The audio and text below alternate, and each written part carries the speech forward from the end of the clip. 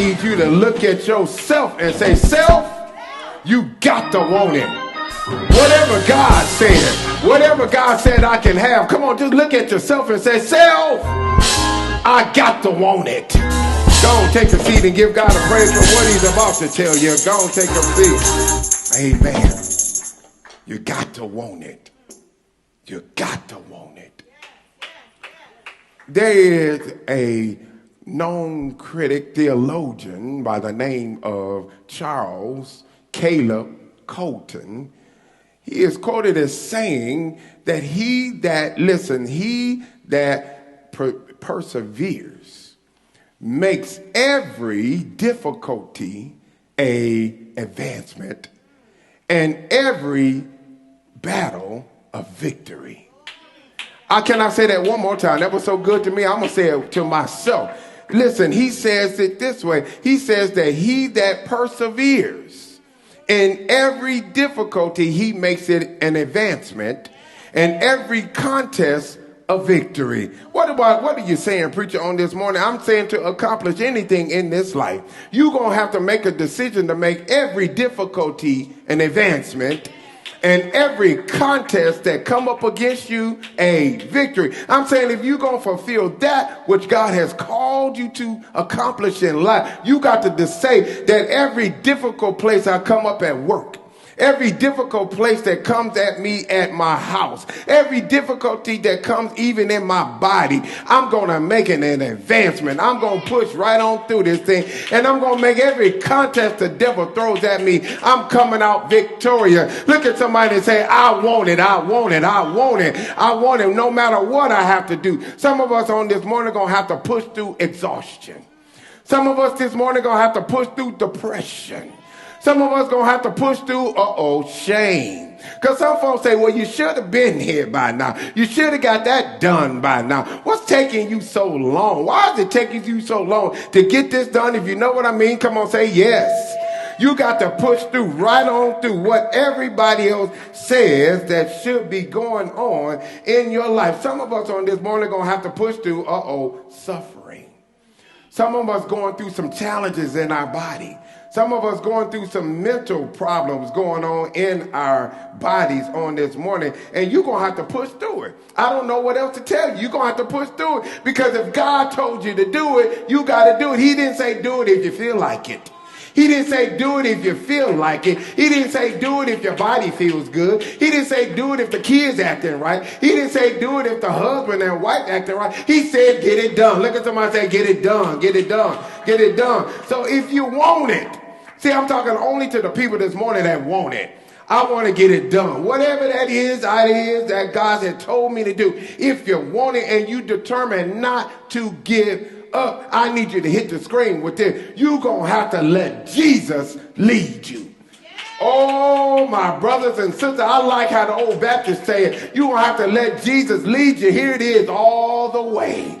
Lord have mercy. Y'all ain't preaching with me yet. You're going to have to decide, I'm pushing through it all. I'm tired. I'm exhausted. I'm saying I am humiliated. I'm going through whatever, but I'm going to let Jesus lead me. Come on, throw your hands up and say, I'm going to let Jesus lead me all the way.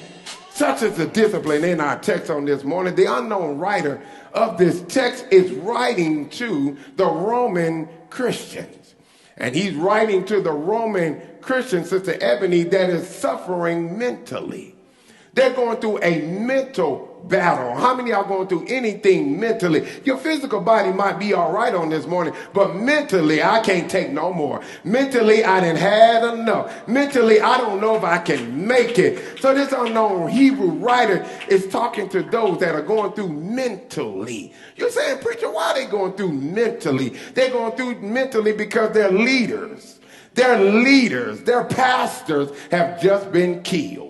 Listen, Peter has just been killed. Paul has just been killed. And I don't know about you, but if you really want to challenge somebody in their mind, challenge them in their faith, challenge them in everything, destroy their leaders. It is no secret how you destroy a whole group of people. Get to the leader. Get to the leader. And so on this morning, this Hebrew writer is talking to the Roman Christian Jew in this text because they are mentally suffering. And it's so bad, Brother Braden, that Peter, their leader, had been killed by hanging upside down.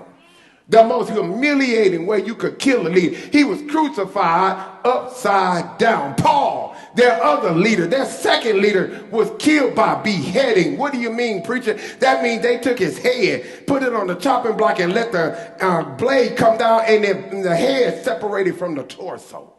And they saw this. They're suffering. Come on, say suffering. And so this Hebrew writer in this text, he's writing and talking to people that are now suffering. They don't know how they're going to make it. And it caused Lady Monica a division in the church. It caused a division in the church because these were no newbies. These were folk that were saved, sanctified, and on their way to heaven. Who am I talking to on this morning? They just saw their pastor. They just saw their associate pastor. They just saw them killed, but yet they have still got a division in the church. And the division in the church is simply this. They don't know the church. It could be divided like this room. It's believers over here. Yes, I saw my pastor killed. I saw my associate pastor killed, but I'm still believing God. But on this side, I'm talking about saints. I'm talking about saints of the Most High. They like, I'm done with this thing. I have had enough. I ain't staying with God no more. And so now this Hebrew writer is talking to a divided church. He's talking to a divided church because he's got to say something to them. And I want you to know that's a tough task. It's a tough task that they're dealing with on this morning. And so because of that, he's got to figure out a way not only to deal with the divided church, he got to deal with the recent converts. I don't know about you, but when you first get saved, you can't handle seeing your leader killed.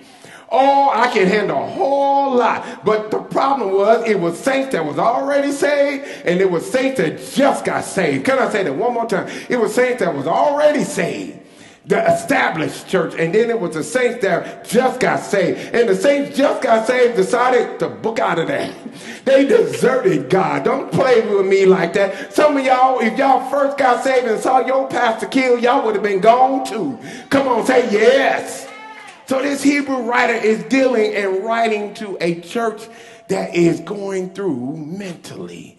They're going through mentally. They're going through mentally. And they are on the precipice of trying to decide whether or not they're just going to lead this thing all together. Who am I talking to that's wavering on, should I stay with God? What should I do now? Because the churches are now dealing with problems of people who don't even want to come to church. I wonder, Lady Monica, are the people that don't want to come back to God, are they tempted? Because they've seen too many people die. They've seen too many leaders walk away. They've seen too many leaders of the church decide to throw in the towel. And so because they have seen too many leaders die, I know I'm talking, I got the right message. Because they've seen too many, seen too much, now they are wavering. But I need you to know on this morning, you got to make up in your mind, I want it. I want it. I know Peter was killed, and I know Apostle Peter was killed, and I know Paul was killed, but I want it. Look at somebody and say, you gotta still want it. You still gotta want it. You still gotta want it. And so as I move through this text on this morning, so if you want it, see, can I get a survey in the room this morning? If you want it, go raise your hand. Come on, so I know I'm talking to you. If you still want it, listen, you got to get a holy indignation in yourself. I mean, you got to decide that no matter what I've seen, no matter how many people have died, no matter what I got to go through, listen, I got to decide that I'm going to keep going. Look at somebody and say, keep going. You got to keep going. You got to keep going no matter what that you're going through. Is that better? All right. Thank you so much. Listen, I got to decide that I got to keep going. I know it's technology and there's all of that, but y'all stay with me. Look at somebody and say, stay with the path, stay with the path. I know. But you got to decide to keep going. You got to keep going. So I want to drop by and give you 3 things that can help you keep going. I want to give you 3 words from this Hebrew writer that can help you keep going. I want to give you 3 things that can encourage you when you see too much, when you don't know what else to do, when you're shamed and folks trying to humiliate you, and folks are saying that, listen, you ought to get this God thing up. I want to give you 3 things. Can I give you 3 things? I want to give you 3 things. I'm going to get on out your way. Because listen, not only am I going to give you 3 things to encourage you, but you got to encourage yourself. You got to encourage yourself. Come on, look at yourself and say, I got to encourage me. I got to encourage me. And so listen, the first thing you got to say is, come what may. I'm going to keep going. Come what may. No matter people saying to me, I'm going to keep going. Come what may, devil. I'm going to keep pushing right on through this thing. Can I give you the first thing? You got to say, come what may, to distractions. Come on, say distractions. Listen, I want you to know that the people of God, we are going to have to deal with distractions. Come on, say distractions. Listen, I want you to know the devil is trying to make you think everybody is walking away from God. That is a lie. Everybody, come on, y'all, stay with me now. Stay with me. Everybody is not walking away from God. And so there are people who have seen a lot. There are people that saw the same thing you saw. In March 2020, in April 2020, they saw just what you saw, but they still on this side of the room saying, I'm still saved. I'm still coming on to the house of God. I'm still going to give God the praise and everything that I go. I'm talking to this side of the room that say, I'm still going to be saved. I'm still going to Bible class. I'm still going to church on Sunday morning.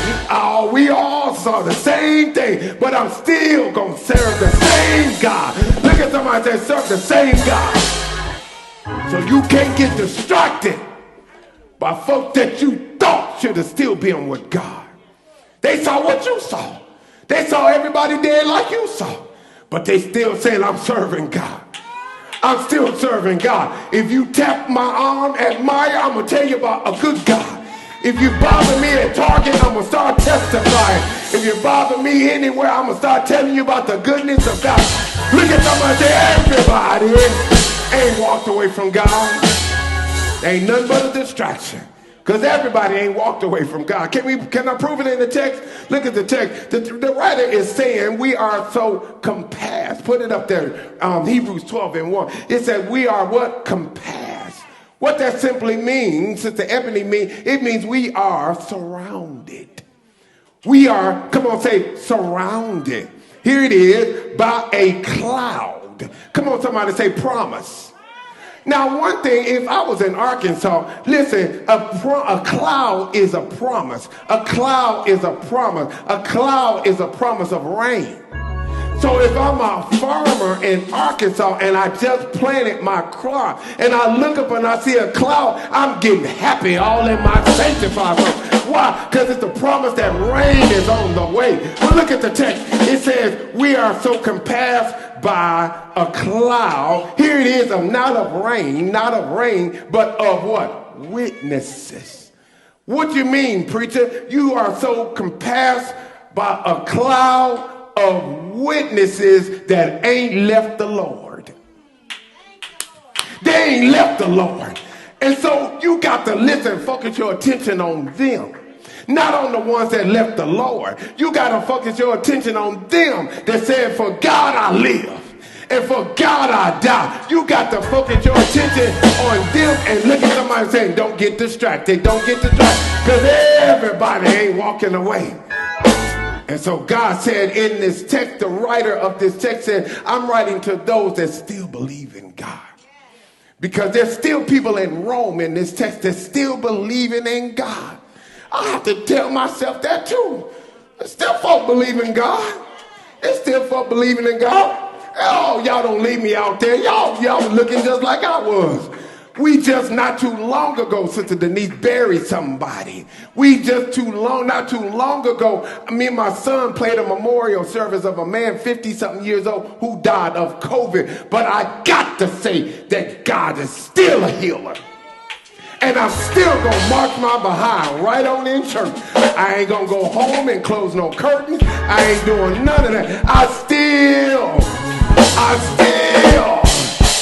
still believe in God. I'm getting happy. happy, I'm getting happy, I'm getting happy, I'm getting happy. I already had my praise and worship. I want y'all to know everybody ain't walking away. That's all I'm trying to say. Everybody is not walking. You got to shut that lie down now. Because I'm surrounded by a cloud of folks who put off the old man and have picked up the new man. I got to start being around the folks who picked up the new man. Oh, y'all ain't want to preach with me on this, right? So the writer is encouraging them, here it is, to run. Put that scripture back up there. He's encouraging them to run past everything that so easily besets, ensnares. Can I say it like this, Sister Denise? That distracts. Now notice in the text, it says run past everything that's trying to distract. Can I say it one more time? Run past everything that's trying to distract you. What am I trying to say? This didn't make sense to me until the Oxford High School shooting this week. And my wife was sitting with our children, and we were trying to decide whether or not they were going to go to school the next day. That's a real conversation. Y'all can play with me all you want. Am I going to send my kids in a school that it is possibility that somebody deranged, somebody depressed, somebody that has lost their way may bring a gun into their school? And so this text made sense to me when I read. It said the writer of this Hebrew writer said, encouraging them to run. Look at what it said. It said, run. And let us what? Run with patience the race that is set before us. In other words, he's saying, when you get distracted, run past it. Don't stay there. Because if you stay there, that'll get in your system. That'll get in your sight. Come on, y'all preach with me. That'll start festering. That'll start manifesting in your life. And so this Hebrew writer is telling them, run. Run right past that.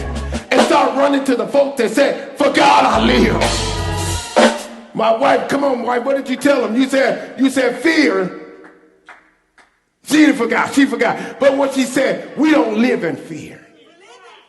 She said, we don't live in fear in this family. Every time the kids said something, we ran right past it. Every time they started talking language of fear, we ran right past it. And I want you to know on this week, some of us going to come across some fearful moments. But the Hebrew writer in this text talking to the Roman Christian, he said, run past it. Go and run past it. Don't stay there. Don't park there. Put that bad boy and drive. Look at somebody say, drive right on past that. And get back with the saints that said, for God I live. And for God, I'll die.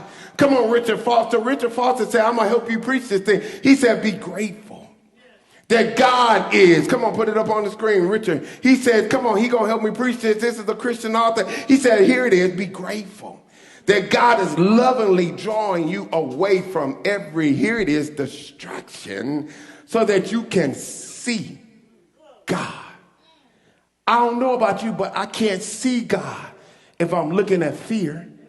I can't see God if I'm looking at destruction. I can't see God if I'm looking at too much. And so thank God. Be grateful.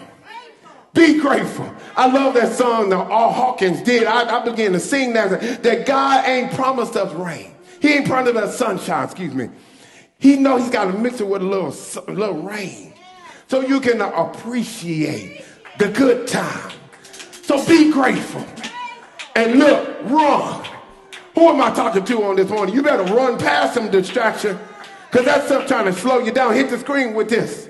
The writer is saying simply this, don't let what you see keep you from staying on task. Write that down in your notes. Write that down in your notes. Look at somebody and say, stay on task. Oh, I'm talking to my children on this morning. Look at one other person and say, stay on task. Oh, come on. Type it in the comments, stay on task. You got to run past that stuff. Run past that stuff. Number two, when you decide, Brother Kawan, that you going all the way, I want it. You got to get some holy indignation about yourself. And you got to say, come what may to number one, distractions. Then you got to say, come what may to doubt. That's my second word. You got to say, come what may to doubt. Come on, say doubt. Listen, all I'm trying to say, Sister Ebony, is be careful how we talk about our troubling situations. Be careful how we talk about it. Oh, it's real. I'm not trying to tell you it's not real, but look at somebody and say, just be careful how you talk. Oh, y'all ain't saying it just one-on-one. I need you to say it. Say, be careful. Be careful how you verbalize it. Be careful how you talk about it. Be careful. Well, you may be thinking it's just my friends. I'm just talking to somebody. But look at somebody and say, be careful. Look at the text. The writer of the text is saying, he's saying that looking. Hebrews 12:2, he says looking. Unto. I'm going to park right there. Can y'all look at me and read that with me? It says what? Looking unto. Can I park right there? We're going to deal with the rest. Y'all done heard this text preached so many times, but I got to preach this thing the way God gave it to me. Listen, it says looking unto. The writer is simply saying looking means look elsewhere. Here's trouble, but look elsewhere. Here's trouble, but look elsewhere. Here's what they're saying, but look elsewhere. They saying they're downsizing out my job, but look elsewhere. My husband said he don't want me no more, but look elsewhere. My children say I don't want the God that I've been teaching them about, but look elsewhere. Oh, y'all not going to preach with me there. Look at somebody and say, look elsewhere. Looking unto. Can I park right there? While you're looking elsewhere, do this. Prep yourself. Prep yourself, because you got to look at it, but you got to prep yourself. I like to say it like this, Brother Grips. Unto means to get into character. That's what it's saying. Look, you got to look at that thing. The doctor may say you got cancer. The doctor may say you got diabetes. The doctor may say you ain't coming out of there. But before you look at it, look elsewhere and prep yourself. Get ready. Prep yourself. I love looking at my daughter when she's getting ready for her theater production. She's prepping herself. That is, she's getting to character. And that is, she's taking off that old Raina and putting on the new Raina so she can perform. Come on. You can't do this thing without God. Look at somebody and say, you can't do this thing without God. So you got to get into character. That is, before you open up your mouth. And before you say one thing, get into character. Woo, Lord have mercy. You got to look at yourself. And you got to say, I'm looking over here, Brother Grips, while I'm getting into character, while I'm prepping myself. Because look at that thing I got to look at. I got to look at it. You know what I'm looking at over here? I'm looking at the people who needed something, and God made a way. People say, I needed God to do that for me, and God made a way. People say, I needed God, and I was wishing something, and God made a way. That's what I'm looking at. That's what I'm prepping myself with. Look at somebody and say, you better prep yourself with people who's already, I done made myself happy. They already came out of it. So you, the writer, simply saying, you got to look unto Jesus and say that God is my light. He is my salvation. He's my guidance. He's my encouragement. He's my way out of no way. He's my wheel in the middle of the wheel. He's my provider. Jehovah Jireh. Jehovah Sikkenu. You got to begin to say, I'm talking about while you're looking this way. Don't you look at that thing yet. Because you can't handle that. That's too big.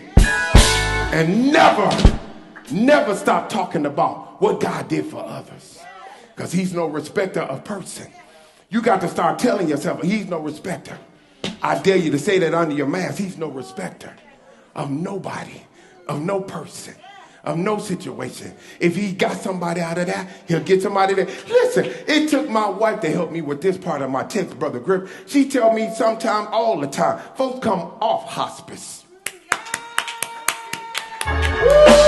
Come on, God, give God a praise right there. Folks come off of hospice. And you sitting around talking about, you putting your mouth all on your situation. Close your mouth. Turn your head. Prep yourself. Get into character. Start looking at folks that God made a way. He fed them when they was hungry. He provided when they needed. He made a way out of nowhere. You got to prep yourself. I'm going to get to my little text. I'm going to get to y'all. Sit down. You got to let Jesus lead you. Look at somebody and say, let Jesus lead you all the way. Woo, Lord have mercy. Hit the screen with this. Never doubt in the dark what God has told you in the light. When the sun was shining, what did God say? When you felt good in your body, what did God say? When everything was working God, what did God say? When you had plenty of money, what did God say? Now that you're in this situation, believe it still. You still got to believe it. Look at somebody and say, I still got to believe it. Proverbs 3 and 5 and 6, it says in this way, y'all know this, trust in the Lord. Come on, y'all ready with me with all your heart. And lean not to your own understanding. Here it is. In all your ways, acknowledge who?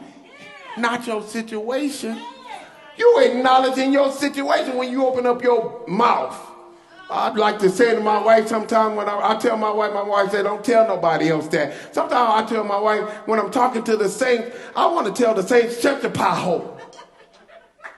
Stop talking like that, because the Bible says, lean not to your own understanding. In all thy ways, what? Acknowledge him, and he shall show you how to walk to that thing you got to face.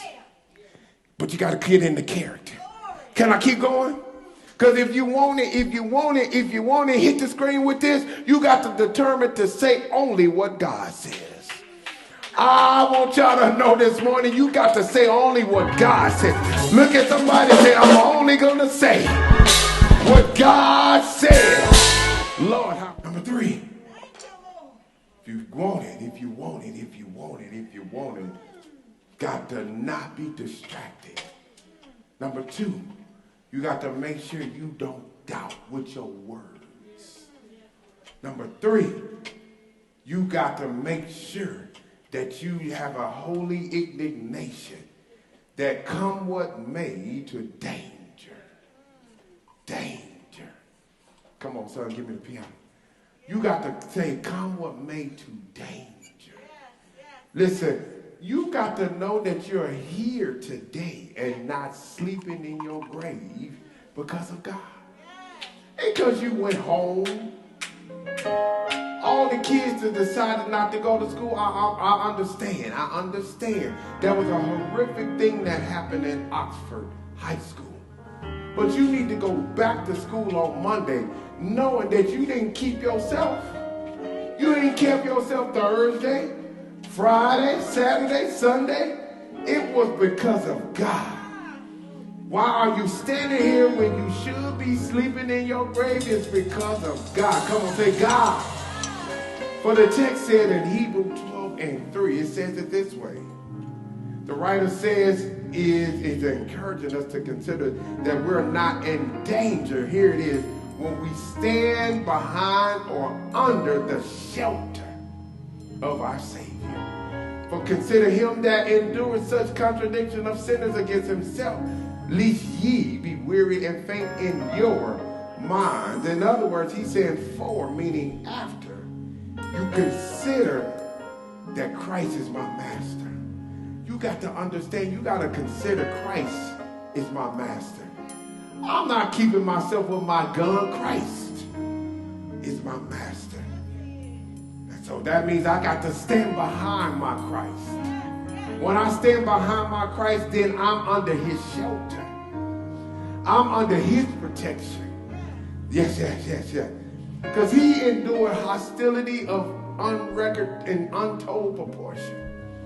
He endured the spot. He endured the beatings. He endured the cross. He endured the kicking. He endured the crown of thorns on his head. He endured the spear and the sparring so much so that the blood and the water ran out. He endured all of that, and he's with us today.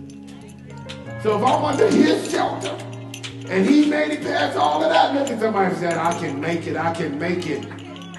They put their hands on our Savior.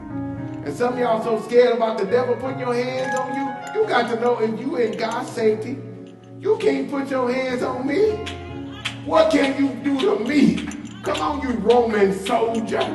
That's what the Hebrew writer was saying to the saints that decided to walk away from God. You got to say, come on, Roman soldiers. You can't touch me. You got to be like, who was that? The MC Hammer. You can't touch this. I dare you to type that in the comments. You can't touch this. And so you got to say, and that if the hand that touched our Christ, the hand that caused damage to him, the hand that caused all of what he had to go, if the hands of the Roman soldier touched Christ and he's still with them, I can make it. I can make it. I can make it. You can't destroy me. You can't put me in no kind of danger. Why? Because I always got an escape. I always have an escape. Come on, put up 1 Corinthians. Put up 1 Corinthians 10 and 13. He says, there have no temptation taken unto you both such as in common to man. But God is faithful. But God is faithful. But God is faithful, who will not suffer you to be tempted above that which ye are able, but will with temptation make also a way of what? Escape, that he may be able to bear the hands for anybody that's trying to touch you, anything that's trying to ensnare you, anything that's trying to distract you, anything that's saying, come on with me. You can make it. I need you to say that under your breath. I can make it. I can make it. Put it up on the screen and we're going to get out of here. We're going to get on out of here. You got to go and get it, knowing that God is going to keep me safe. As we're standing on our feet, God is going to keep me safe. I'm talking directly to the children that's got to go to school on Monday. God is going to keep me safe.